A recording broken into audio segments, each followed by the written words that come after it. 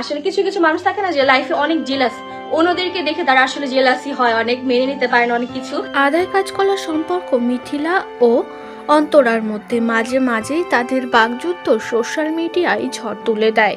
এবার ঈদের বাজারে রমরমিয়ে বাজার গরম অন্তরার। তার গার্মেন্টস একের পর এক সবই শেষ, সবই স্টক আউট। অবশেষে মিথিলার জেলাসি নিয়ে মুখ খুলেছে অন্তরা একটি লাইভ ভিডিওর মাধ্যমে। অন্তরা জানায়, আমাকে দেখে অনেকেই জেলাসি হয়, কিন্তু তারা আমার পাশে আমার কোয়ালিটিতে আসার যোগ্যই মনে করি না। অনেকেই নেগেটিভিটি ছড়ায় আমাদের নিয়ে, তবে তারা আমাদের পেছনের মানুষ, তারা আমাদের পেছনে সর্বদাই থাকবে। এভাবেই মিথিলাকে টোন কেটে কথা বলে অন্তরা। কিছুদিন আগে অন্তরাকে নিয়ে কথা বলেছিল মিথিলা, নাম না করেই বলেছিল, অনেকেই তো এমন এমন কোয়ালিটির মাল বিক্রি করে যেগুলো গায়ে দেওয়ার মতোই না।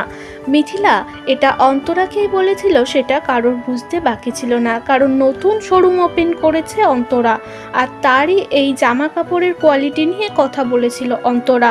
লাইভ ভিডিওর মাধ্যমে ভালো করে ঠুসে দিল মিথিলাকে অন্তরা। অনেকে আমার অনেক ড্রেস কালেকশন দেখে বলে এগুলো এগুলো কারা পরে, ভাই ওগুলো শেষ, স্টক আউট, ওগুলো স্টক আউট, আপনি কিনতেও পারবেন না এগুলো, ঠিক আছে? আপনার মতো মানুষ জাস্ট এরকম কমেন্ট করে যেতে হবে, আপনি এগুলো আসলে নিতেও পারবেন না। স্টক আউট, আমাদের সব ড্রেস স্টক আউট।